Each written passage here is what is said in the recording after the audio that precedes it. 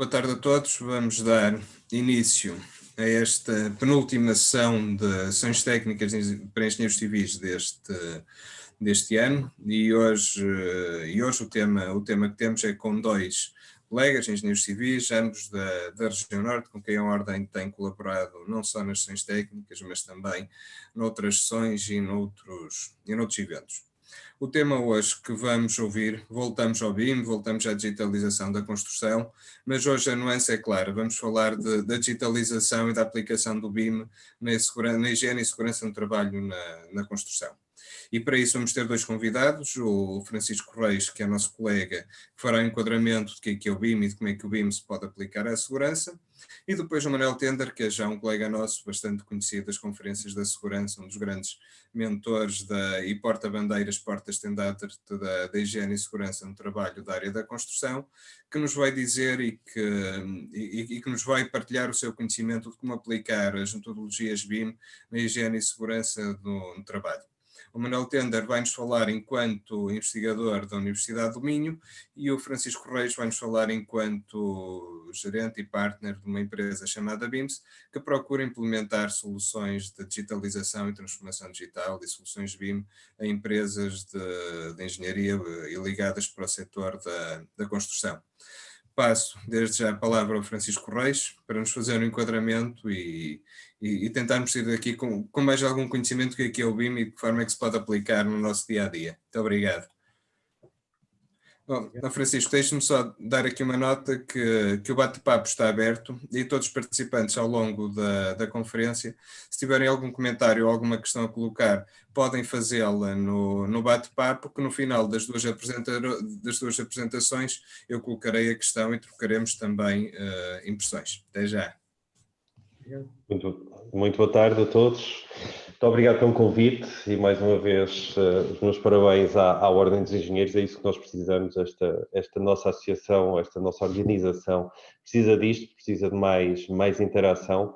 Portanto, os meus sinceros parabéns por este esforço de organização e estas sessões técnicas são importantes para nós engenheiros.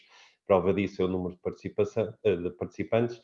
Em segundo lugar, agradecer ao Manuel Tender, não é? No fundo, eu estou cá um bocadinho para ele amavelmente me fez o convite para vir tentar aqui falar um bocadinho sobre a parte introdutória do BIM, para não ser logo um choque passar para a segurança, e, portanto, muito orgulho me dá o Manuel por este pequeno espaço, o qual eu tentarei dar aqui umas breves palavras e tentar enquadrar no fundo aquilo que é a visão de quem tem alguma experiência nesta área, portanto, como nós na BIMS fazemos isso, portanto, tentar fazer aqui um enquadramento rápido em cerca de 10 minutos de apresentação. Eu não sei se conseguem já ver a minha apresentação. Não sei já está visível. Ok, muito bem. Portanto, claramente nós temos que arranjar formas de dinamizar este setor. Este setor está a crescer, ainda bem, não sei o que é que vai acontecer no futuro, mas realmente há certos momentos ao longo deste tempo que nos vêm dando alertas, certos alertas para que nós consigamos mudar um bocadinho a nossa forma de trabalhar, mudar o paradigma e encontrar formas um bocadinho mais proveitosas de trabalhar. É claro que quando nós falamos de digitalização, isto parece um chavão, digitalização, o que é que vamos fazer e agora? Vão mudar aqui os meus processos, a forma como eu trabalho, eu tenho que aprender tudo, computadores é uma confusão, enfim. Nós temos que olhar para isto de uma forma muito simples, a forma como nós otimizamos os processos, como é que nós ganhamos eficiência, como é que somos melhores e, naturalmente, valorizar aquilo que é a nossa profissão, o nosso produto, o nosso serviço. E é isso que serve a digitalização. Não serve para nós termos um trabalho do extra, de chegar ao ridículo, como se fazia antigamente, de receber um e-mail, imprimir o e-mail, ler o e-mail e depois voltar a digitar o e-mail impresso, não é, para enviar para outra pessoa. Portanto, isso aconteceu durante muitos anos, não é brincadeira nenhuma. Eu assisti pessoalmente as pessoas a fazerem isso. Portanto, chegou aqui uma mudança. Portanto, hoje em dia, isto não é uma mudança, isto é natural. A evolução tecnológica das coisas levou-nos a que hoje nós tenhamos ferramentas mais poderosas, temos uma tecnologia que avança a passos largos, portanto, quase numa escala logarítmica, e que hoje, claramente, a sociedade vê-se muitas vezes à rasca para perceber ou para tentar chegar à evolução tecnológica. E hoje nós temos estas ferramentas e temos que as aproveitar naturalmente para resolver ou tentar melhorar, digamos, a nossa performance na construção.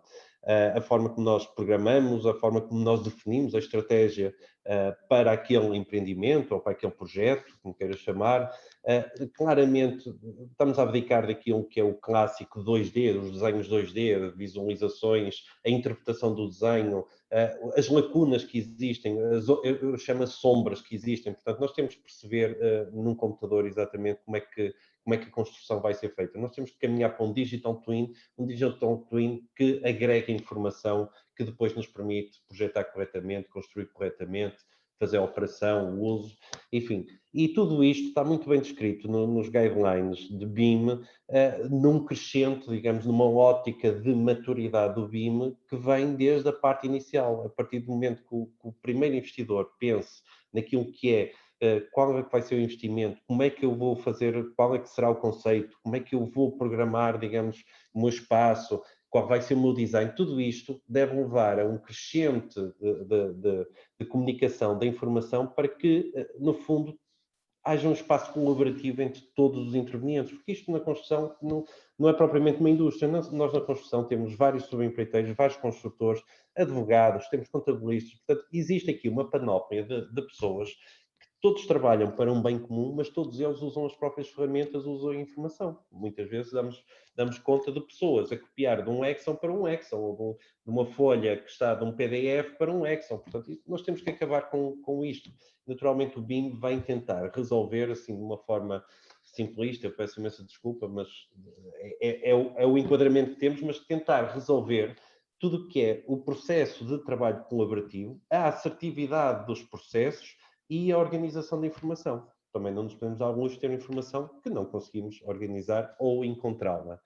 E, portanto, nós temos este ciclo de vida, e olhando para um edifício, que é o objetivo, o empreendimento, nós olhamos para este empreendimento e claramente definimos aqui um ciclo, não é? Que começa quando nós idealizamos a solução e acaba numa futura demolição do edifício ou até numa renovação. E, portanto, nós temos a digitalização aplica-se logo desde o início, como eu disse, na programação, quando eu faço um levantamento topográfico, quando eu defino áreas. Portanto, o resultado de um levantamento topográfico é vertido em áreas que são estimadas ativos, esses ativos podem ser confrontados com o PDM, enfim. Logo desde o início, mesmo sem eu ter nada, mesmo só tendo um terreno, eu consigo logo imaginar o que é que eu consigo fazer com a informação, e toda essa informação adquirida é uma informação que vai ser usada durante todo o ciclo de vida do edifício. Eu não preciso fazer um levantamento topográfico inicial e depois o final, porque se eu adquirir aquela informação, eu transito para outra pessoa. Isto gera poupanças, naturalmente. Logo depois, com a parte da estratégia e processo, o desenho conceptual, portanto, ao definir o programa do edifício, ao ver o enquadramento, eu uso o BIM.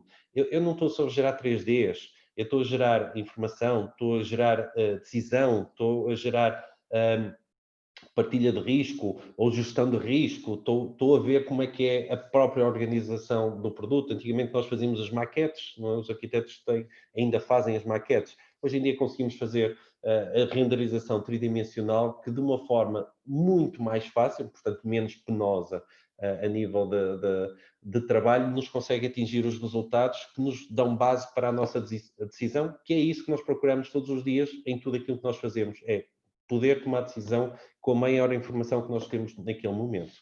Até chegar ao desenho pormenorizado, obviamente, nós vemos já as coisas de outra forma, a digitalização vê as coisas já tridimensional, com quantidades, com serviços, com cores, de uma forma apelativa, de uma forma que imersiva, eu costumo chamar imersiva, em que as pessoas começam a ver como é que vai funcionar o edifício, como é que ele trabalha, quais é que são os sistemas, onde é que tem zonas congestionadas, onde é que pode ser a parte crítica do edifício para a construção, enfim, tudo isto gera naturalmente alguma emoção na engenharia, que também é importante e é necessária, não é? E, claro, se alguém fez um modelo, claro que esse modelo pode ser utilizado para a gestão de eficiência, análise energética, análise térmica. Portanto, o que nós queremos, reparem, é que desde o início do processo tudo isso seja construído de uma forma colaborativa, com redução de custos e, naturalmente, maior qualidade. Porquê maior qualidade?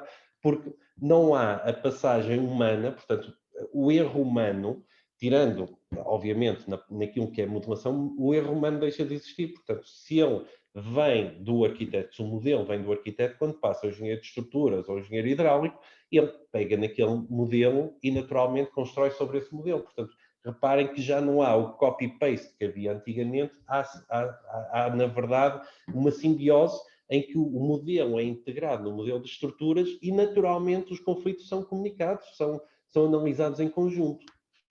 E com isto, naturalmente, ir à parte da documentação, portanto, tudo integrado, em que nós geramos na mesma peça desenhada, porque a peça desenhada acaba por ser na mesma o documento oficial que nós usamos, sobre o qual nós assinamos o nosso projeto, mas esse documento oficial, pode ter o mesmo aspecto, mas resolve-nos ou visa ser o reflexo daquilo que nós construímos no modelo. Portanto, nós no modelo deixamos de ter sombras, zonas que nós não apanhamos em projeto, em projeto 2D, portanto, passamos a ter tudo, portanto, aquilo que é exportado do modelo passa a ser, efetivamente, muito mais assertivo e com redução de risco e de erros, naturalmente. Associado a isto, podemos ter naturalmente um planeamento que pode ser um planeamento de obra, um planeamento de faziamento construtivo, planeamento de equipas de subempreiteiros e a coisa mais simples que nos aparece é a extração de quantidades. Portanto, isso é uma maravilha e é um salto muito grande naquilo que é a performance que o próprio software nos pode dar. Portanto, nós deixamos de ter um passo importante na conclusão dos projetos ou na análise dos projetos para a construção, que é vamos agora fazer a medição total do projeto e encontrar X erros de medições, portanto, isso deixa de existir. Portanto, claramente é um processo mais abreviado que nos permite ter mais tempo para outras coisas. Portanto, tudo o que é quantidades, tudo o que é a extração de elementos e materiais, tudo isso, caso seja bem modelado, tudo isso visa ou vem facilitar naturalmente o empreiteiro ou o projetista. E, claro, a documentação não precisa só ser em quantidades, em natureza de trabalhos, ela pode ser em detalhes e pormenores que antigamente ou nos obrigava, enfim, nós no processo tradicional temos 2D e temos cortes, temos plantas e temos cortes, e às vezes é um bocado complicado tentar fazer mais um corte ou fazer mais um alçado. Portanto, isso gera logo ali uma incomunidade, porque a maior parte disso era um processo repetitivo. Nós agora, com modelos 3D, podemos ir acompanhando, naturalmente, toda a parte de fazimento de obra, gerir com a fiscalização e com o dono de obra, digamos, todas as interfaces do próprio edifício e gerar, digamos, elementos mais apelativos, mais rápidos, digamos, que nos ajudam naturalmente a tomar decisão, quer seja decisão de encomenda, decisão de solução arquitetónica ou mesmo decisão de meios de elevação ou equipas de trabalho. Claro que isto, e tudo integrado e no mundo perfeito, leva a que nós pensemos que o nosso estaleiro pode deixar de ser aquilo que nós imaginamos hoje ser o estaleiro, não é? Em que nós costumamos ver o estaleiro em que fazemos o corte e moldagem de ferro, nós vemos um estaleiro em que fazemos muita preparação e podemos passar para um estaleiro em que, na verdade é um ponto, um local, digamos, onde chega o material e depois é transitado para a obra, não é? Em grandes cidades isto permite-nos ter estaleiros mais pequenos, sermos mais efetivos, portanto, e é uma lógica de sai da fábrica e instala em obra. Obviamente com toda a gestão de recursos, toda a gestão de quantidades, toda a gestão inerente aos processos da obra. Portanto, a avaliação dos faziamentos, aquilo que nós temos hoje em dia, graças a esta evolução tecnológica e à digitalização, e eu vou-te a referir à boa digitalização, portanto, não interessa ser uma qualquer, portanto, naturalmente é preciso saber o que fazer, saber os objetivos, porque nós hoje temos excelentes operadores de software, mas o que nós precisamos é excelentes engenheiros que tenham conhecimento de software e que façam e que retirem de software a informação que eles precisam. É isso que nós precisamos. Nós não precisamos de reduzir o número de engenheiros, precisamos é que os engenheiros contribuam mais, portanto, e que nós lhe facilitemos, digamos, todas as tarefas do dia a dia. Portanto, e chegamos naturalmente à operação e manutenção, que é naturalmente aquilo que nós vemos como mais imediato a seguir à construção, que é conseguir gerir o edifício. Portanto, o edifício está previsto com um ciclo de vida com determinados anos, perceber, digamos, o custo do edifício.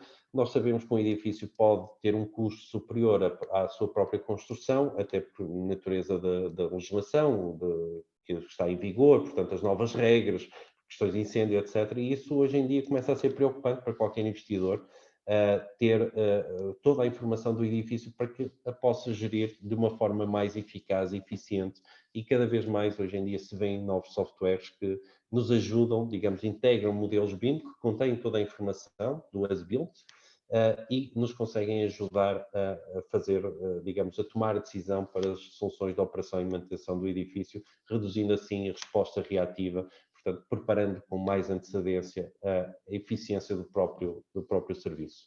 E, claro, se formos a uma demolição, o edifício fecha, portanto, e cria-se um novo ciclo, mas se nós quisermos a renovação, naturalmente temos hoje ferramentas como o laser scanning que nos podem dar uma percepção muito real daquilo que é o edifício.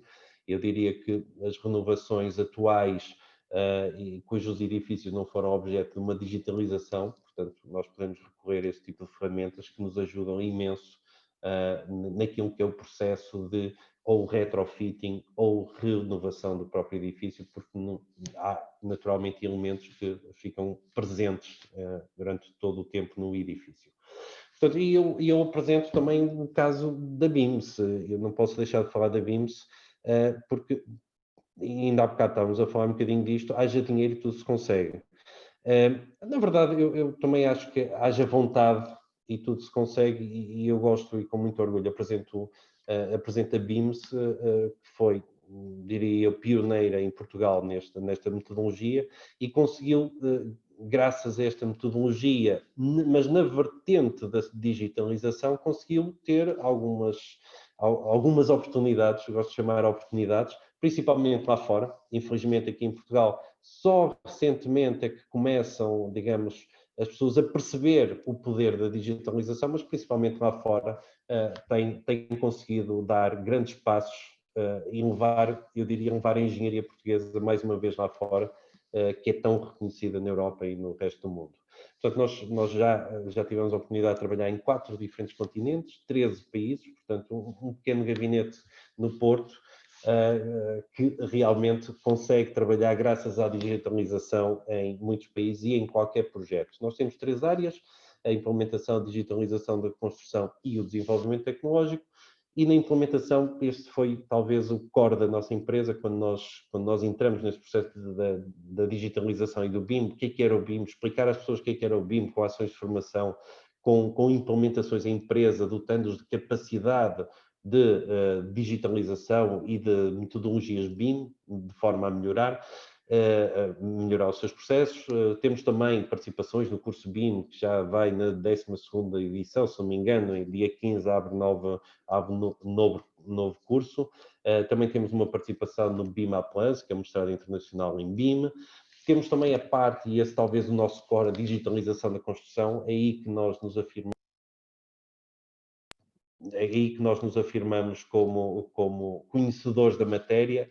Foi uma coisa natural, portanto, nós começamos a desenvolver o BIM e naturalmente ganhamos competências para hoje em dia fazermos qualquer preparação de obra, qualquer modelação ou coordenação de projeto e até fazer o project management de alguns projetos, porque nos obrigou, a digitalização não é, como eu disse, um simples passagem para o computador, é também organizar processos, fazer gestão de pessoas, gestão de recursos, entregáveis, etc. Portanto, há muita coisa por trás da digitalização. Uma boa digitalização leva-nos a ter, naturalmente, melhor eficiência e, portanto, estes são um bocadinho dos resultados, eu diria um cheirinho dos resultados daquilo que nós temos conseguido, portanto, em praticamente todas as áreas. Mas nós não ficamos por aí, também temos outro pilar que é o desenvolvimento tecnológico, onde neste momento estamos a apostar muito, porque nós sabemos que o mundo anda rápido, portanto, aquilo que é o clássico hoje não vai ser o clássico amanhã, portanto, e nós estamos naturalmente atentos a isso. Desenvolvemos também softwares, quer web-based, quer de plugins, e uma componente, diria, importante da nossa empresa está dedicada também àquilo que é a inovação. Fazemos parte da associação Build Collab e do Beam Safety, sobre o qual o Manel irá falar agora, com certeza, muito melhor que eu, e enquadrará muito melhor. Nós olhamos para isto, o Beam Safety, a parte da segurança, como 8D, portanto, tendo a visão das várias dimensões, e nós olhamos e queremos ser e queremos estar, portanto, temos muito orgulho de estar com a Universidade de Minho e a XPOL neste grupo, que naturalmente está a dar grandes passos, quer em Portugal, e eu diria lá fora já, vão levantar aqui o véu na Europa. Queríamos dar rapidamente grandes passos nesta matéria e ser, quem sabe, um dos primeiros também a consolidar aquilo que será o 8D no mundo. E agora passaria ao Manel Tender.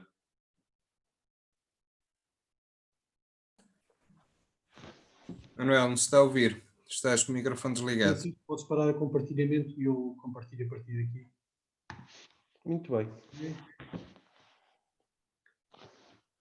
Sim, senhora. Boa tarde a todos. Em primeiro lugar, eu queria agradecer à Ordem dos Engenheiros o repto para falarmos um bocadinho deste tema tão importante.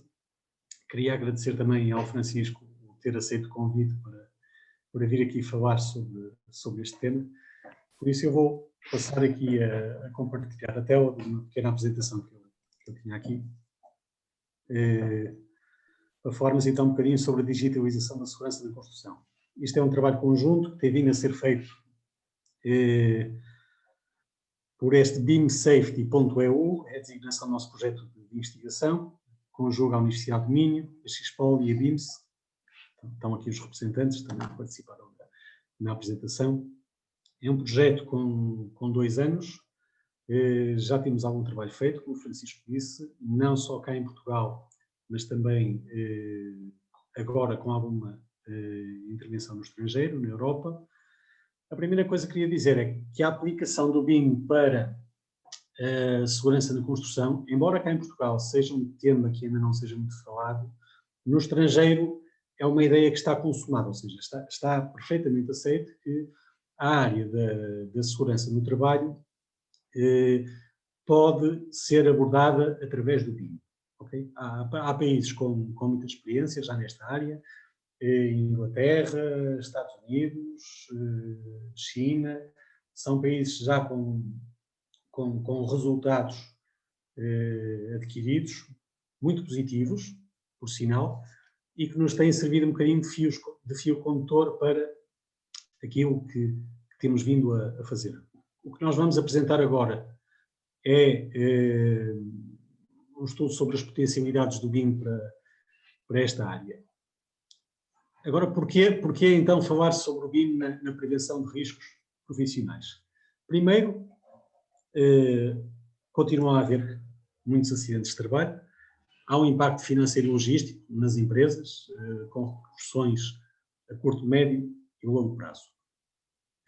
É claro que, em primeiro lugar, chama-nos a atenção o facto de continuar a haver pessoas a terem acidentes graves e mortais no setor, continua a ser um dos setores mais penalizados nesta temática.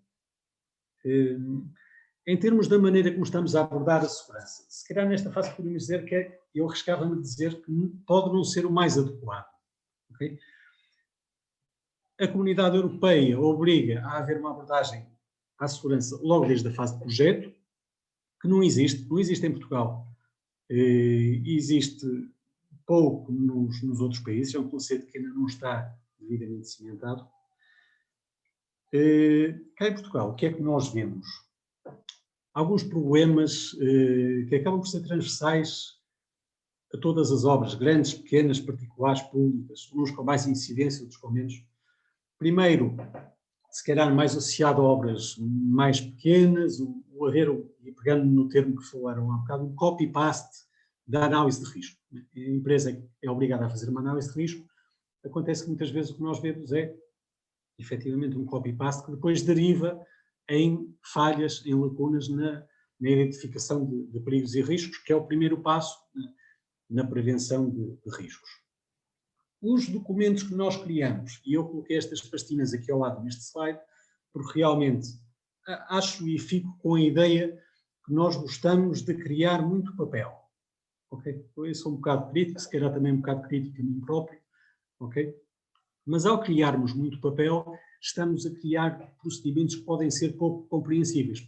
É muito difícil fazer chegar uma mensagem na área da segurança a um encarregado de obra apresentando-lhe um papel. Não, eu nem posso apresentar um papel, vou falar com ele de que maneira. Okay? Aí é que está a questão, e uma das potencialidades do BIM é que podemos passar a conseguir abordar isto de outra maneira. É claro que a barreira linguística é também um desafio que nós temos, se calhar cá em Portugal não tanto, mas no estrangeiro, em que temos obras em que, por exemplo, em Inglaterra, numa obra que eu acompanhei, tínhamos trabalhadores com 18 nacionalidades, a barreira linguística é uma barreira que se coloca. Em termos da tramitação da informação, como o Francisco disse, temos alguma dificuldade em controlar a tramitação de informação e centralizar a informação.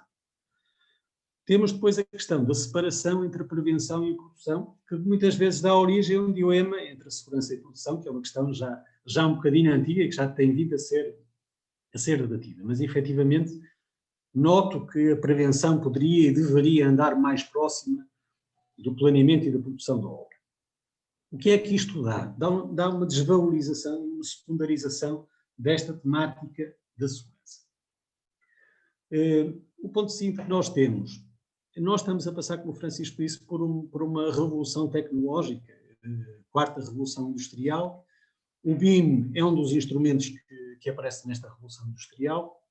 A utilização do BIM já está aqui em Portugal minimamente divulgado na área da arquitetura, da estrutura, de projetos de especialidades.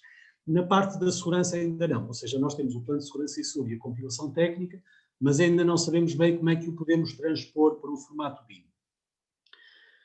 É claro, por motivos legais e regulamentares, há responsabilidade civil e criminal dos intervenientes num projeto, numa obra, na manutenção, e aos princípios gerais de prevenção que nos dizem que temos que, um dos princípios é atender ao estado de evolução da técnica. Por isso, estamos na altura ideal para atender ao estado de evolução da técnica, das tecnologias de informação e comunicação, e aplicar o BIM à área da segurança. Eu agora ia passar a dizer algumas áreas onde o BIM pode ser aplicado, aqui com alguns exemplos. E a primeira era logo a gestão contratual e a gestão documental. E aqui temos 3 instrumentos bastante importantes. O ambiente colaborativo, que é um ambiente onde todos os intervenientes no projeto, na obra, trabalham. Os requisitos do cliente, que é um documento novo que nos aparece com esta abordagem em BIM. E o plano de execução BIM, que é também um documento contratual, já vamos ver aqui um bocadinho. O ambiente colaborativo, que nós chamamos de uma plataforma informática, o Dropbox, por si só, é um tipo de ambiente colaborativo, do mais básico que há, ou seja, é um local centralizado para nós colocarmos toda essa informação. Há bocadinho falamos, o Francisco falou nos modelos, temos um modelo de arquitetura, um modelo da estrutura, um modelo de instalações que se conjugam aqui no modelo único. Okay? Por isso aqui a ideia é integrarmos também o modelo, no modelo, as questões de segurança e saúde. E uma das coisas que eu aprendi no curso BIM, que tirei na Ordem dos Engenheiros há um tempo, e que o Francisco foi meu professor, é que costumava-se dizer que a imagem vale mais do que 1000 palavras. Agora nós devemos dizer outra coisa, devemos dizer que o modelo BIM, pode valer mais do que 1000 imagens, que é um dos grandes trunfos que o BIM tem, é que realmente consegue ser melhor do que todas aquele conjunto de imagens que nós utilizamos.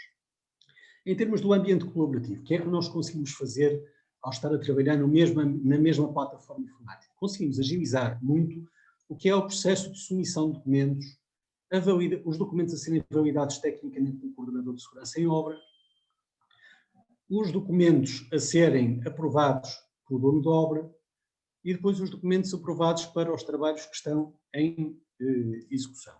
Bom, é este o grande trunfo que o ambiente colaborativo nos dá, por, em vez de termos aleatoriamente e-mails, faxes, cópias, impressões, etc., temos tudo centralizado no mesmo local. Os requisitos de cliente é a exigência que o cliente, o dono de obra, vai fazer para com a entidade executante, o projetista que contrata, em que, também na área da segurança, e ele vai exigir que a entidade a quem está a adjudicar o trabalho diga como é que vai implementar o BIM. E essa entidade depois vai responder ao dono de obra através do plano de execução BIM. Ou seja, o dono de obra exige os EIRs e a entidade executante, ou projetista, apresenta o plano de execução BIM. A ideia deste plano é dizer como é que a informação vai ser usada e como é que vai ser trabalhada.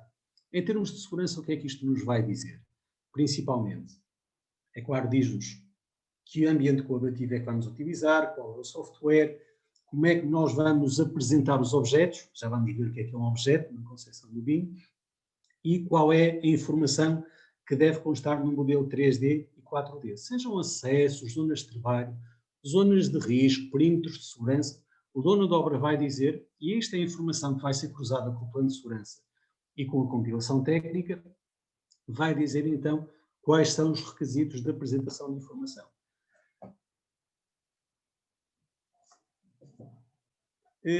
Passada esta questão contratual, passávamos para uma das fases que nos é muito familiar, a nós técnicos de segurança, que é a questão da formação e informação aos trabalhadores. Okay? Nós queremos que o trabalhador, ao iniciar o seu trabalho, saiba o máximo possível sobre a maneira como deve executar o seu trabalho, por isso aqui o BIM tem algumas potencialidades. E a primeira qual é? É exatamente o ser um modelo a 3 dimensões. E o facto de ser um modelo a 3 dimensões pode simplificar a maneira como o trabalhador vai entender a mensagem que lhe é transmitida. E uma das coisas que tem sido vista, tem sido verificada a nível mundial, é que realmente os trabalhadores e os intervenientes, os restantes intervenientes, percebem muito melhor a mensagem se a mensagem for a 3 dimensões. E podemos estar a falar de uma bomba de betão, podemos estar a falar do estaleiro. Isto foi a primeira modelação que eu fiz, que fizemos aqui no projeto de IMSAFE já há 3 anos, ainda nem era o projeto de IMSAFE, que se chamava, do túnel do Marão, mas que já dava para perceber um bocadinho melhor quais eram as restrições, os condicionalismos no acesso que obrigavam os caminhões a cruzarem-se com algumas zonas que poderiam ter pessoas. Isto foi muito útil em termos da visualização dos riscos. A modulação aqui não é muito boa, porque nós não percebemos muito bem ainda destas ferramentas de modulação, mas também já evoluímos um bocadinho.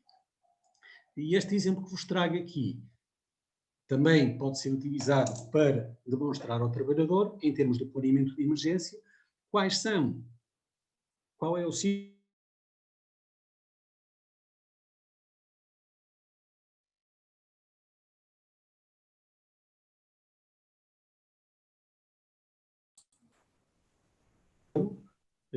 exatamente. Sim? Congelou agora a voz, pelo menos em mim. Eu deixei de ouvir temporariamente. Ok. Eu estava a dizer que aqui podemos, na parte do planeamento de emergência, utilizar o BIM para também informar o trabalhador sobre os acessos, pedestre e equipamentos, sobre o local onde estão os primeiros socorros, e ele assim acaba com este modelo a 3 dimensões por conseguir perceber um bocadinho melhor onde é que vai trabalhar e quais são os trabalhos que tem que executar. É claro que depois também vamos querer que ele saiba como é que o trabalho tem que ser executado. Okay? Também podemos utilizar o modelo 3D, quer para mostrar o equipamento que vai ser utilizado, quer para mostrar o tipo de proteções que existem. Isto já foi a segunda modelação feita por nós, num edifício na zona da Ribeira, do Porto, em que modelamos e efetivamente conseguimos fazer a modelação dos guarda-corpos para as aberturas existentes no edifício. Lá está, conforme disse, acaba por dar uma melhor percepção aos trabalhadores dos riscos que estão envolvidos. Queria desde já dizer que grande parte dos trabalhos que se têm feito para a área da segurança tem muito a ver com a queda em altura. Muitas das coisas que têm sido, muitos dos testes que têm sido feitos, muitas das aplicações, grande parte das aplicações que têm sido feitas, têm a ver com riscos, com os maiores riscos.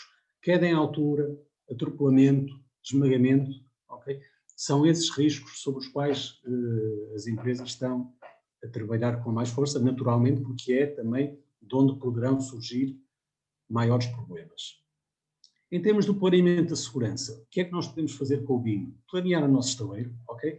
Isto foi a terceira modulação que nós fizemos, isto curiosamente foi o meu trabalho do final do curso BIM da Ordem dos Engenheiros, em que efetivamente o nosso objetivo foi modular o estaleiro da construção de uma pequena habitação, considerando as instalações provisórias, caminhos de acesso e tudo o que estava à volta.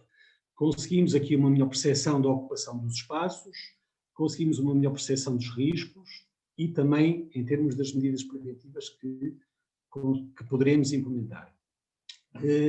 Podemos utilizar outro tipo de técnicas que vêm muito associadas ao BIM, por exemplo, utilizar um drone, utilizar o chamado laser scanning, que nos permite, por exemplo, fazer uma digitalização da envolvente ao edifício e aí percebermos que existem condicionalismos que vamos ter que trabalhar. Existem as habitações à volta, existem pessoas a circular, carros a circular, e este tipo de levantamento com laser scanning é muito útil para nos ajudar a identificar também essas condicionantes que não podem colocar dificuldades em obra. Isto é o 3D, o chamado 4D, que tem a ver com planeamento. O objetivo, um dos objetivos é exatamente mostrar-nos de uma maneira mais animada o que é que se pode passar no estaleiro. E isto foi também uma pequena demonstração que nós fizemos no âmbito desse trabalho, em que conseguimos fazer a animação da montagem do estaleiro, tendo em conta o faseamento que está previsto. Reparem aqui, está aqui o tempo a passar, segunda, terça, quarta, quinta, sexta, ok?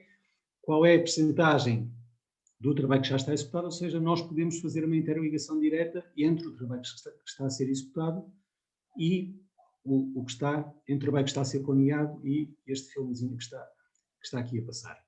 O que é muito bom para nós percebermos e integrarmos melhor as questões de segurança com o planeamento da obra.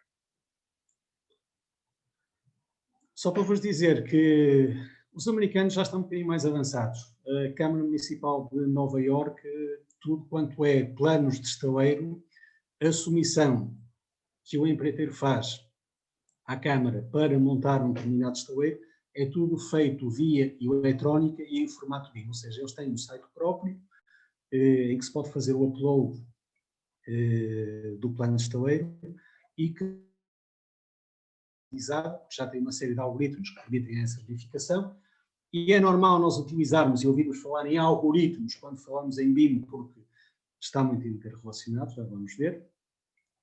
Por isso aqui consegue-se agilizar o processo também da verificação por parte da autarquia do cumprimento ou não dos pressupostos para a existência do estaleiro.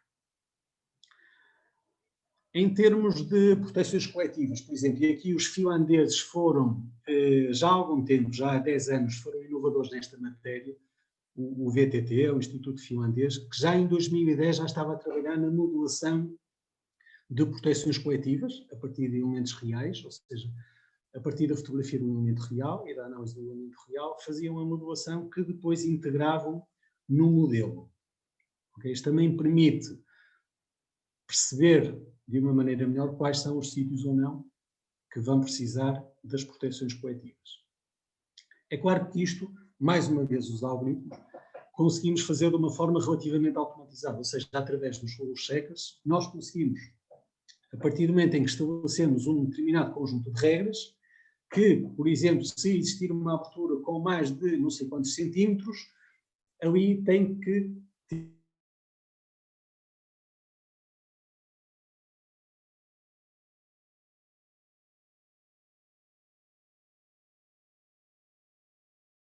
um pavimento ou de uma parede, se tem um buraco, se não tem um buraco, não, tem parede exterior, não. Ou seja, temos que ter atenção. Vamos aplicar as regras de verificação e depois ele automaticamente vai-me dizer onde é que preciso de fazer a instalação dos guarda-corpos. Okay? Uma das grandes potencialidades que temos, não invalidando que nós continuamos a ter o nosso olho crítico sobre os resultados que estes aplicativos nos permitem em termos de automatização do procedimento. Outra questão bastante importante relativamente a planeamento dos trabalhos tem a ver com os perímetros de segurança, por exemplo, com as gruas-torre, que podem ter condicionalismos, sejam viaturas a passar, sejam outras construções à volta. Okay? A partir daqui, com o BIM, conseguimos definir melhor em 3 dimensões o perímetro de segurança e permite-nos, por exemplo, com aquele resultado do laser scanning que vimos antes, sobrepor este perímetro de segurança à informação que temos aqui. Só para terem uma ideia, eu queria aqui de uma maneira muito rápida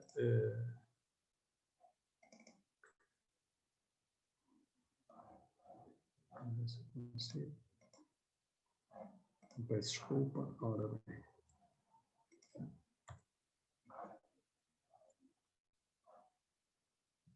Vamos ver se...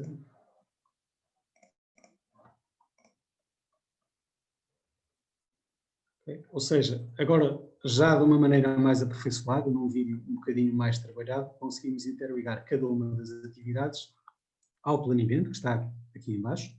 Ou seja, nós conseguimos trabalhar diretamente, seja de um diagrama de Gantt, que vem do Project, seja de outro instrumento, nós conseguimos introduzir esse elemento no nosso software BIM e a partir daí fazer a conjugação entre aquilo que está previsto e a animação respectiva.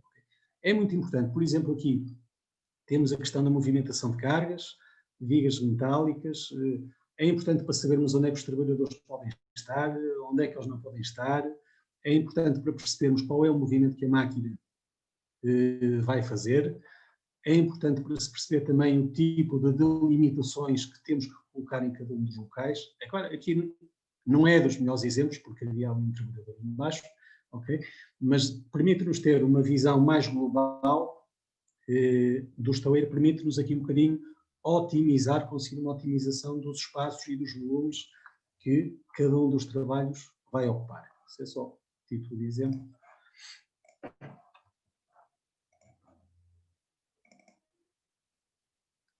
Muito importante, como o Francisco estava a dizer há bocado, é que nós conseguimos extrair automaticamente e quantificar o material que vamos utilizar de segurança. Sejam guarda-corpos, barreiras, andaimes, cones, etc, etc.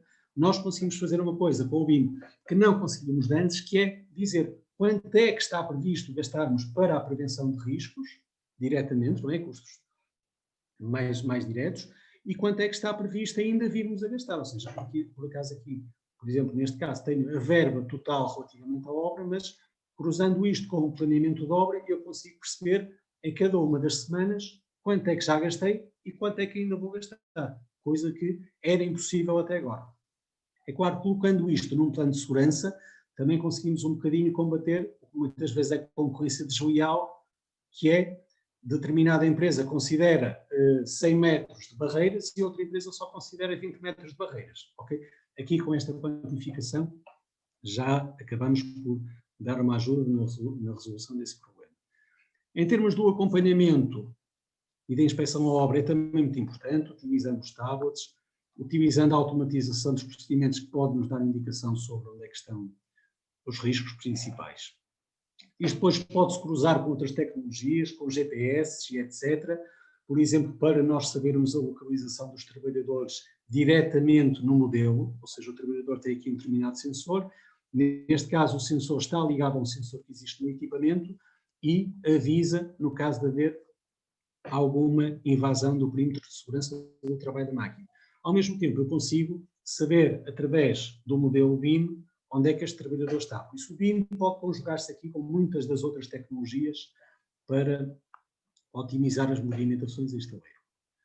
Planeamento de emergência, por exemplo, para saber onde é que estão extintores, onde é que está, quais é que são as distâncias entre eles. Posso colocar também a automatização nisto para perceber se existe alguma área que não esteja abrangida por extintores, que é este resultado que me está a dar aqui. Deu-me aqui este sinalzinho a dizer: cuidado, porque o espaçamento entre extintores é muito elevado. Na manutenção e operação, é claro que também tem vantagens. Por exemplo, se os trabalhadores forem fazer um trabalho na cobertura, nós com a visualização em 3 dimensões conseguimos perceber melhor e explicar melhor ao trabalhador como é que o trabalho deve ser realizado. É claro que a componente da manutenção deverá ter tanto valor como a componente da construção, em termos de análise de riscos. O Reino Unido, e agora passando um bocadinho para a parte normativa, o Reino Unido é o único país que atualmente tem uma norma relativamente a isto, que é a PAS 1192, que é a parte 6, que fala sobre as estratégias para cada um dos intervenientes e que nos diz quais são os requisitos de informação que devem existir no modelo BIM. E diz uma coisa muito importante: nós podemos introduzir a informação no modelo BIM de duas maneiras. Ou no objeto, por exemplo, vamos supor que estamos a construir um pilar. Eu posso indicar nos parâmetros do objeto, que isto é a diferença entre o BIM e o AutoCAD. É que no AutoCAD eu não consigo a informação sobre o objeto. No BIM, tenho a informação adicional quando clico no objeto. Eu posso indicar, por exemplo, o risco existente, queda em altura, e depois as medidas preventivas. Por isso eu posso introduzir esta informação associada a cada um dos objetos. Aquele documento do Reino Unido também nos diz, aqui mais um exemplo, com as medidas preventivas para um determinado tipo de trabalho. Eu depois posso fazer a linkagem disto a uma ficha de dados de segurança, a uma ficha de procedimento de segurança, etc, etc.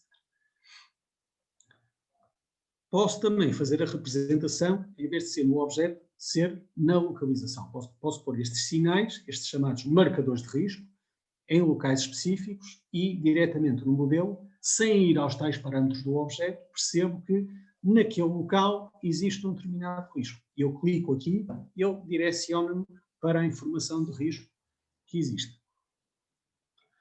Por isso, isto é o documento que foi feito no Reino Unido. Em Portugal, eu queria dizer, uma das coisas que o BIM Safety está a fazer é trabalhar com a Comissão Técnica 197 para uma especificação técnica sobre este tema.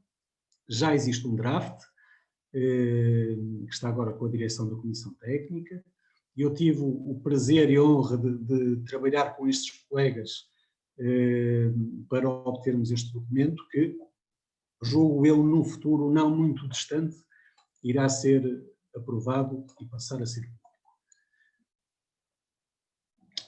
Em termos dos aspectos em que o BIM melhora a segurança do estaleiro, há estudos internacionais que objetivamente dizem que a identificação de riscos antes de determinada atividade começar é o principal ponto em que o BIM tem vantagens. É claro que há depois aqui outros pontos também importantes: a detecção de conflitos, o apoio à pré-fabricação e outras coisas, mas realmente a identificação de estaleiros é aqui a grande mais-valia que o BIM apresenta. Por isso, temos aqui um conjunto de vantagens bastante interessante em utilizar o BIM para a prevenção de riscos.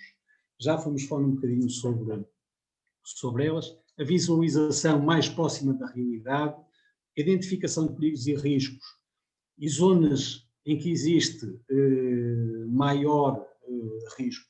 É mais simples de se fazer, os condicionalismos são mais fáceis de se observar, consegue-se estabelecer medidas preventivas de uma maneira mais correta, consegue-se fazer a inspeção em obra de uma maneira mais fiável, e aqui uma questão também muito importante é que as alterações na parte da produção, quando há uma alteração de projeto, são automaticamente alteradas no modelo e transformam-se em alterações também na área da segurança.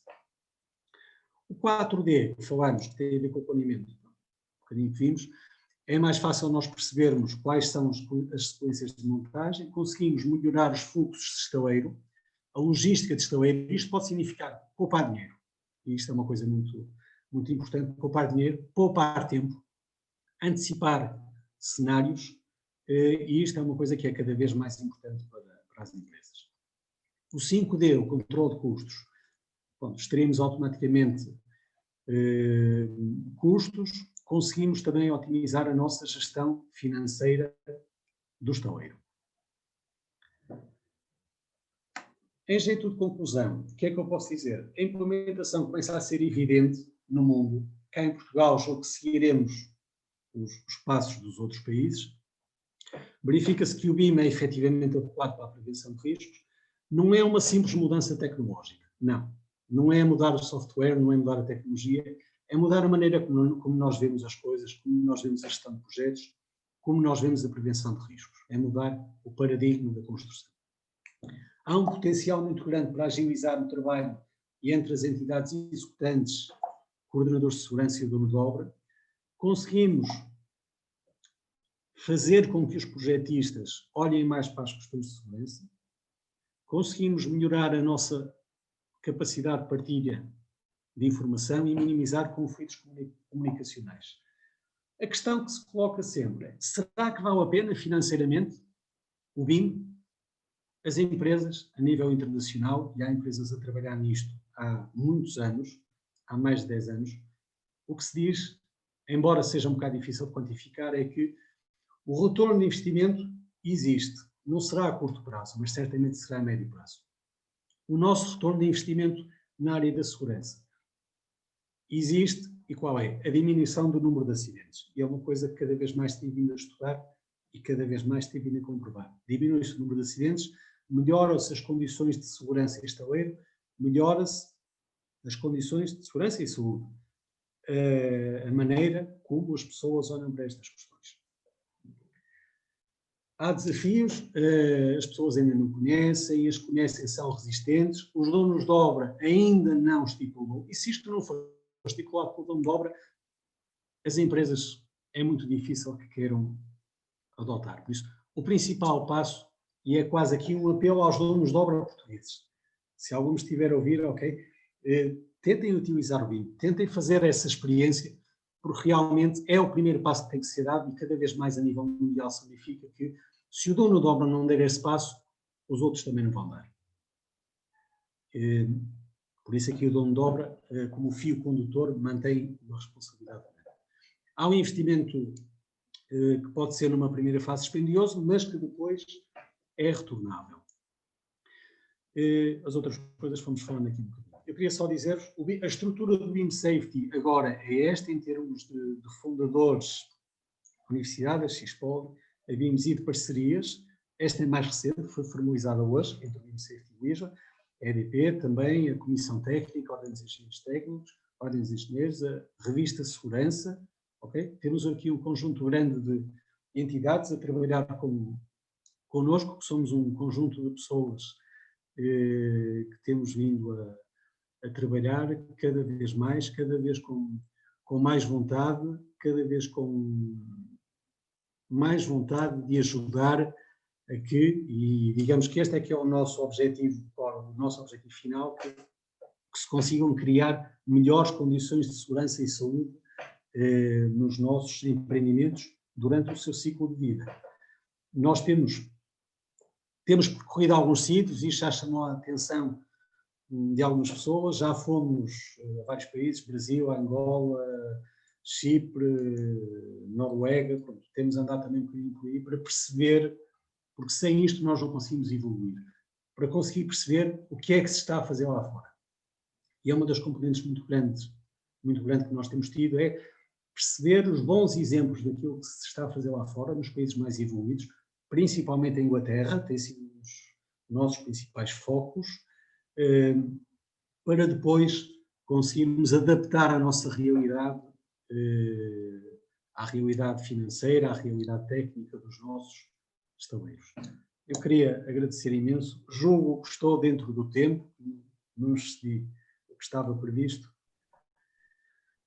Obrigado, Manuel. Estamos sim dentro do tempo, temos ainda tempo para as perguntas e respostas, e eu deixava-vos já, quer o Manuel, quer o Francisco, com um mote, porque quando se fala de implementação BIM, o Manuel tocou num ponto que tem custos. E a pergunta que eu vos deixava, considerando que podem estar donos de obra para assistirmos, de se nos podiam dar alguns valores, quer de implementação de soluções BIM, quer já depois de estar implementadas, qual é que será o acréscimo de custo, se é que ele existe na metodologia de produção depois já da sua implementação. E temos já aqui no bate-papo duas questões que eu iria juntar e colocar-vos de imediato.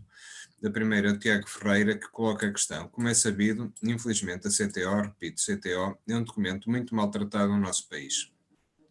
Aliás, arrisco-me a dizer que, salvo honrosas exceções, nem se pode dizer que é maltratada porque pura e simplesmente não existe. Nesse sentido, acho que faz todo A sentido compilação técnica da obra é verdade. promover o casamento entre esse instrumento preventivo legislado no 273 em metodologia BIM. Nesse sentido, lanço um repto a serem promovidas ações e elaboradas especificações que de uma vez por todas ajudem os vários stakeholders de qualquer empreendimento a promover e a fomentar a importância do coordenador técnico de obra. E a Manuela Oliveira coloca a questão de que gostava de clarificar uma questão básica. Eu trabalho em coordenação de projetos e no último grande projeto em que estive envolvida foi na ampliação do centro comercial. Vi a necessidade de ir mais longe, além da compatibilização de projetos 2D. Comecei a investigar a metodologia BIM e estou muito interessada. Ando há algum tempo à procura de formação, mas tudo o que encontro é para a modelação dura e prática. Não tenho encontrado nada para a coordenação BIM, apenas uma pós-graduação no ISEP, mas que está com as candidaturas suspensas. Já há alguma formação em coordenação que tenha propriamente que aprender a fazer modelação ou apenas conceitos base para a compatibilização, coordenação e gestão de projeto? Manuel e Francisco, querem acrescentar alguma coisa? Estas duas questões mais a minha. Eu respondi à primeira e se o Francisco estiver de acordo, dividimos e respondes à segunda. A primeira, a compilação técnica da obra, efetivamente, é o parente pobre da segurança de construção, infelizmente, mas se calhar é o mais importante. Porque tem a ver com a exploração do edificado. O plano de segurança e saúde tem a ver com o projeto de construção, ou seja, diz respeito a uma faixa temporal muito limitada. Pode ser 2 anos, 3 anos, 4 anos, dependendo do entendimento ou mais, mas a compilação técnica, feita na fase de projeto para indicar quais são os riscos para a fase de exploração, a sua influência pode ter e vai ter, ela vai ser influente durante todo o período de operação e manutenção do edificado. Pode ser 20 anos, 30 anos, 40 anos. Okay? Por isso, e se virmos isto também do ponto de vista, quer da análise de riscos, de gestão de riscos, quer do ponto de vista de custos, é uma questão que se torna bastante importante. Agora, efetivamente, e mais uma vez aí eu vou aos donos de obra, é importante o dono de obra salientar aos restantes intervenientes qual é a importância da compilação técnica, de ser bem feita e de ter um bom processo de gestão de riscos para a fase de operação e manutenção do empreendimento. Mas eu, mais uma vez digo, na minha opinião, é uma questão que tem que partir do dono de obra. Porque é como em tudo, se o dono de obra for muito exigente, os contratados vão ter que cumprir aquele nível de exigência. Se o dono de obra for pouco exigente, os contratados vão seguir os seus níveis, que até podem ser altos, de exigência.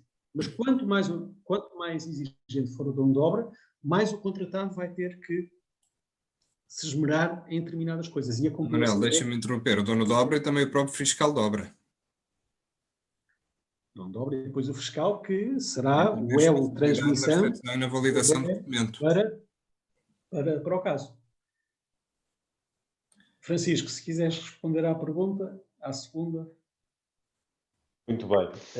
Eu vou responder à segunda e à zero, acho eu, não é? Que é quanto é que custa? Sim. Eu vou fazer aqui uma interligação. Francisco, quando perguntei não é quanto é que custa comprar os softwares ou quanto é que custa implementar a solução BIM. Porque partindo do pressuposto que isso é inevitável e que mais tarde ou mais cedo as empresas vão ter que fazer. Claro. Se há incremento de custo na metodologia de produção após a implementação da metodologia BIM nas empresas? Bom, essa é uma pergunta que imensamente há muitas pessoas aí a fazer e difícil, extrema difícil resposta. Não é? Se me perguntarem a mim quanto é que custa a implementação do BIM, eu digo zero, eu não consigo trabalhar de outra forma, não é?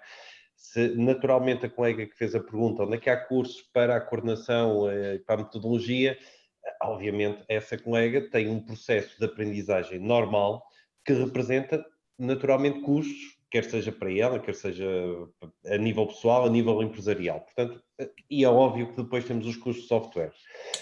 Obviamente, as marcas e as marcas como Autodesk, etc., que Bentley, Archicad, Construsoft, todas essas marcas, elas não fazem o preço do software porque lhes dá assim, vamos meter aqui um preço de software 3.800 euros por ano. Não fazem isso, como é óbvio. Elas, o que é que elas fazem? Avaliam previamente, não são dotados de falta de inteligência, como é óbvio, portanto, avaliam qual é a rentabilidade que têm. E, naturalmente, é claríssimo. Nós estamos num processo de mudança, e os processos de mudança são muito complicados. Isto é quase como deixar a máquina de escrever e passar a trabalhar no computador. Há o processo de transição, que é duro, é duro. Claro que há cursos que ajudam e apoiam, ainda que eu diga que esta metodologia ou estes cursos, é ótimo frequentar cursos que nos apoiam a ter uma visão da metodologia com base na experiência prática. Eu consigo recomendar, eu disse 2 há bocado, tanto o mestrado internacional do BIM A+, como o curso BIM, que vai começar em janeiro, até na ordem, não é? O Vongar curso da Ordem dos Engenheiros, curso BIM da Ordem dos Engenheiros. Portanto, eu recomendo esses, mas haverá com certeza outros muito importantes. Mas o mais importante do que propriamente ler é experimentar e contactar com outras pessoas que mudem, porque isto é uma mudança na nossa forma de estar, na nossa forma de pensar. Nós classicamente temos o objetivo, por exemplo, em projeto, nós temos o objetivo de entregar umas peças desenhadas.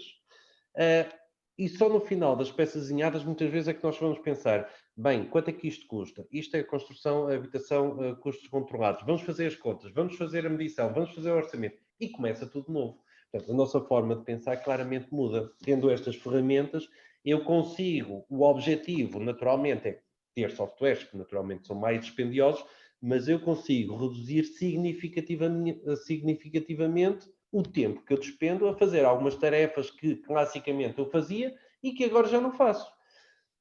Mas, se nós equilibrarmos... Eu quando fiz o primeiro processo de implementação, BIM, a BIMS ainda não existia, isto foi há cerca de 10 anos atrás, fiz na maior empresa eletromecânica do país, foi um processo muito duro. Eu andava no oceano, o oceano nadar sozinho, não tinha ninguém, quer dizer, ninguém me apoiava. Entretanto, houve 8 cabeças pensantes que se começaram a juntar, a falar um bocadinho sobre isso e a organizar o curso BIM, e aí começou a fazer-se um bocadinho luz. Mas é um processo muito difícil para quem está sozinho. Agora, vendo isto na perspectiva prática, nós todos os dias nós melhoramos, todos os dias nós aprendemos. Portanto, adquirindo competências nesta área, nós rapidamente conseguimos posicionar aquilo que é a nossa performance num nível muito mais alto, conseguimos criar valor. Eu baseio isto em gestão do risco e criação de valor. Portanto, qual é o valor que nós conseguimos criar? É aquilo que nós quisermos, obviamente. Qual é a diferença? É que agora nós temos essas ferramentas, temos as ferramentas que nos potenciam para obter aquilo que nós quisermos. Portanto, isto é um pano aberto. Uma notazinha sobre, e se me permitem, sobre várias afirmações que se fazem às vezes sobre a obrigatoriedade, etc. Pronto, permitam-me esta ousadia, mas nós não somos bons a ser obrigados, nem agora obrigados a ficar confinados em casa, nós somos bons. Portanto, nós seres humanos não gostamos muito de regras, gostamos de coisas que nos motivem. E esta metodologia motiva-nos. Quando nós começamos a entrar na questão da digitalização, do fazer mais, o Manuel Tenda mostrou excelentes exemplos sobre o que é o estaleiro.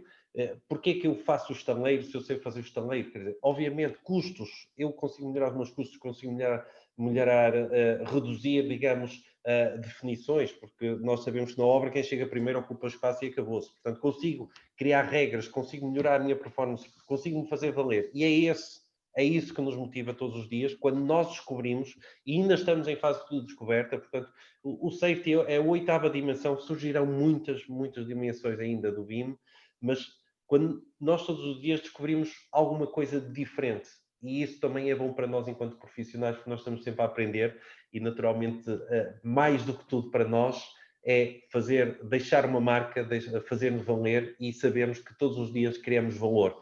Portanto, eu acho que é essa a diferença. Tem um custo, é um custo de aprendizagem normal, portanto, e é para aí que temos que seguir, portanto, sem esforço não há glória, costumo eu dizer. Portanto, será um bocadinho assim. Eu queria só, se o Linguagem me permite, só Sim, fazer claro, Manuel. uma pequeníssima observação. Esta temática é a digitalização da construção. A digitalização inclui o BIM, mas o BIM não é o único instrumento. No mundo, há muitos países, alguns países, em que eu quase que me arriscava a dizer, eu estava em reunião com os colegas ingleses ontem, e o termo que foi utilizado foi esse. O BIM está a deixar de ser um tema, porque já tendo sido consumado que o projeto, a obra e a operação é para ser gerido em BIM, então eles passaram para o patamar mais acima. E o tema que atualmente existe nesses países, Inglaterra, se formos aos Estados Unidos, na China, na Coreia, países com capacidade muito grande em termos de desenvolvimento de novas soluções, os temas agora já não são BIM, já foram mais para lá. Inteligência artificial aplicada à construção, os sensores, ter um determinado edifício totalmente sensorizado para que o que se passa no edifício seja transposto para o modelo, que era o que o Francisco Reis estava a chamar corretamente o Digital Twin, né, que é o tema que está agora na moda, que é termos um edifício totalmente monitorizado para o nosso modelo. Mas isto só para dizer que a digitalização, ela vai ter que acontecer. Mais tarde ou mais cedo, no bate-papo estava a perguntar, mas para quando em Portugal o BIM? Não sabemos, estamos todos a fazer um esforço muito grande. Mais uma vez eu digo, também parte muito da obrigação que os donos de obra criarem para as empresas utilizarem BIM. Mas o BIM vai ser um dos instrumentos. A seguir a isso nós vamos ter outras coisas. Realidade virtual, realidade aumentada, inteligência artificial, internet das coisas, etc, etc. Por isso, nós vamos ser obrigados, quase que vamos ser obrigados, a mudar a nossa maneira de olhar para o setor da construção. E isto, na minha opinião, vai ser inevitável. Quando? Ainda não sabemos. O tempo dirá. Quanto mais pessoas a fazer esforço nesse sentido, donos de obra, empreiteiros, fiscalizações, projetistas, quanto mais pessoas a fazer esforço nesse sentido, mais rápida será a mudança. Em Espanha, aqui ao lado, o BIM já é de utilização obrigatória em alguns tipos de obra. A Comunidade Europeia lançou uma diretiva em que indica que é para privilegiar o BIM no lançamento de novos concursos. Por isso, estamos a caminhar para lá, acho que a passos largos, mas todos vamos ter que fazer a nossa parte. Manuel, permita-me só acrescentar uma coisa. Acerca da obrigatoriedade do BIM, eu recordo qual foi a razão pela qual o Reino Unido foi o grande incentivador desta metodologia. Foi porque o Reino Unido, enquanto dono de obra, percebeu que queria reduzir em 10%, se não me falha a memória, os custos da construção. E foi esse o motivo que o levou. Portanto, isto para dizer, é óbvio que o cliente, ou os empreiteiros, ou o governo português, só no momento em que quiser reduzir efetivamente os custos da construção, é que vai obrigar. Porque não interessa chegar lá a abanar e dizer, meus amigos, vocês têm que meter o BIM. Não, é óbvio, eles têm que perceber que isso gera rendimentos, gera resultados, cria valor e reduz custos. É isso que eles têm que perceber. Sem dúvida, Francisco Reis. Quer Manuel, quer Francisco acabaram por responder à última pergunta que tínhamos aqui do Paulo Figueiredo, em que dizia que o maior obstáculo não será o custo do hardware e de software, mas sim a mudança de cultural no trabalho por parte da maioria dos intervenientes no setor das AECs em Portugal. E colocava a questão que será que existindo um prazo de imposto para a obrigatoriedade da implementação BIM em Portugal não será uma solução a ter em conta que irá beneficiar todos os setores, em concreto o setor da higiene e segurança. Não sei se querem acrescentar mais alguma coisa às duas últimas intervenções. Francisco, Manuel? Não. Já responderam, não sei se estava... No fundo é isto, não é? No fundo, é assim, quanto mais tarde as pessoas acordarem, eu diria, pior é. Portanto, isto não volta atrás. Não, isto não volta atrás. Isto é, na verdade, Mudança de paradigma que estávamos a falar. é uma metodologia que nos permite alcançar. Eu acho que ainda vai surgir qual vai ser o termo correto, se é digitalização, se é o BIM, o que é que será. Ou se é engenharia civil.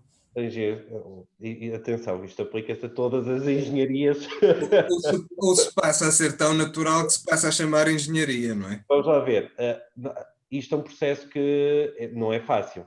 Vamos recordar que não há muitas faculdades ainda de engenharia civil, chamando as coisas pelos nomes, ainda não há muitas faculdades que promovam isto, que tenham interesse com isto.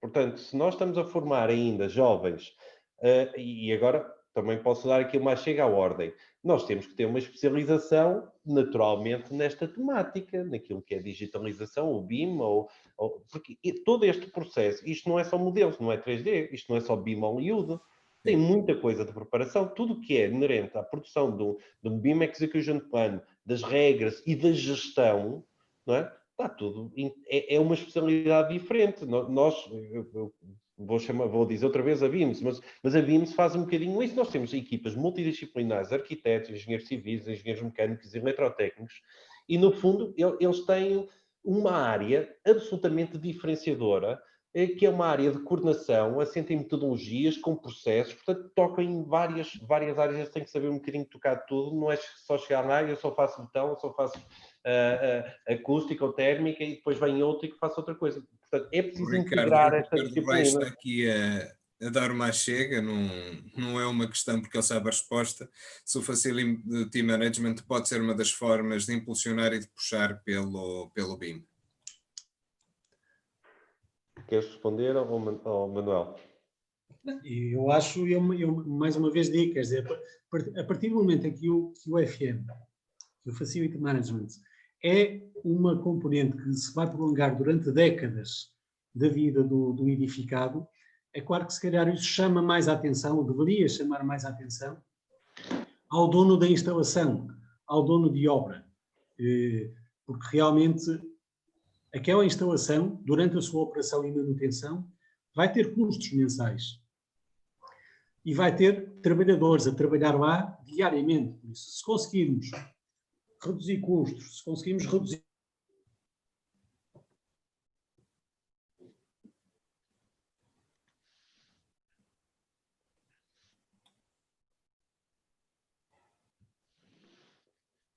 O Manuel bloqueou. Me congelou. Eu acho que bloqueaste, Manuel, peço desculpa. Manuel? Bloqueou. Acho que o perdemos. Mas o João Couto está a colocar aqui uma questão para si, Francisco.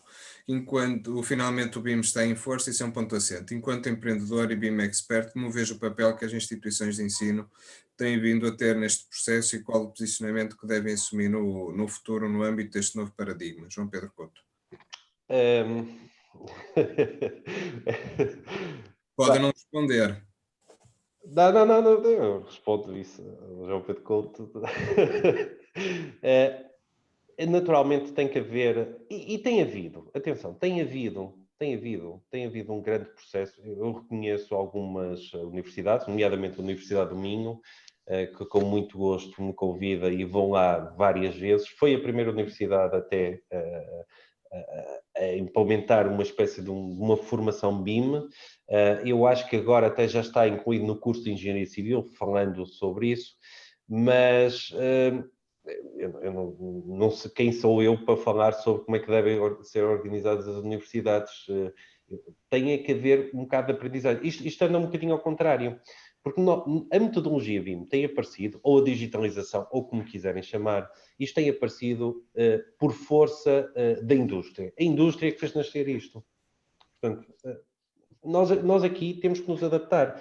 As universidades, naturalmente, têm que criar as adaptações, convidar as pessoas, integrar com empresas, e temos feito muito isso. Nós temos imensas teses lá no escritório em BIM, portanto, temos formado imensos jovens, e alguns deles, alguns não, praticamente todos chegam ao nosso escritório sem saber o que é o BIM. Quase todos.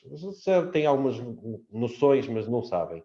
Acho que naturalmente tem que haver uma outra competência das universidades, sem afetar as disciplinas nucleares, mas tem que haver essa competência ou translação dessas competências para as universidades para que consigam formar os jovens capazes de chegar cá fora e encarar a metodologia ou digitalização tal e qual como encaram o AutoCAD, não é? Ou o robô, ou enfim, qualquer outro software que normalmente aprendem. Portanto, às vezes temos que dar um passo atrás, temos que repensar também como é que isso pode ser feito, esse plano. Quando surgiu a obrigatoriedade do governo, o governo também tem que pensar um bocadinho nisso, que é o seu núcleo de ensino, como é que pode dotar os professores universitários de capacidade para conseguirem transmitir esses conhecimentos. Mas eu acho que, de certa forma, tem havido muito esforço da parte dos professores universitários, e eu tenho o prazer de trabalhar com muitos deles. O professor João Pedro Couto é um deles, o professor Miguel Azenha também da Universidade de Minho, o professor Martins, do Aguiar Costa, de Lisboa. Portanto, isto tem sido, é um processo, pronto, isto demora sempre o seu tempo, naturalmente, mas mais cedo ou mais tarde isto vai acontecer muito por força das pessoas. Quando houver, eu espero que o governo, quando se lembre de que antes de publicar isso, pense também naquilo que é a transversalidade e o conhecimento que tem que ser adquirido de base através das universidades e não deixar os alunos formar e depois deixar a responsabilidade para as empresas de os formar novamente ou de os dotar de algumas capacidades que provavelmente seria interessante que eles tivessem já na altura universitária. Manuel, como perdemos a última Eu peço intervenção. desculpa que estou aqui com problemas de rede, mas de uma maneira muito rápida também relativamente às universidades, acho que é muito importante, para além de falarmos muito no plano de segurança e saúde, falarmos, como o Tiago Ferreira estava a dizer, na questão da compilação técnica, para a fase de manutenção. A compilação técnica é um instrumento tão importante como o plano de segurança e saúde. Mas também aqui um bocadinho no ensino, geralmente, culpa minha também um bocadinho, se calhar, faço sempre o esforço para que isso não aconteça. Falamos um bocadinho mais do plano de segurança e saúde do que da compilação técnica. Mas, efetivamente, a compilação técnica é tão ou mais importante do que o plano de segurança e saúde.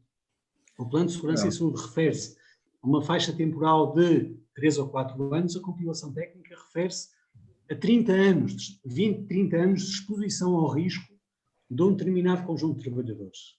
Ok? É só isto. Manuel, eu vou começar por aí para rematar a sessão e se o Tiago Ferreira ainda nos estiver a ouvir, lanço-lhe um desafio. Eu concordo que a compilação técnica da obra deve ser o principal documento resultante do processo de construção. Deve ser entregue ao edifício, entregue a informação o mais fiel possível e sabemos bem que por vezes isso não acontece.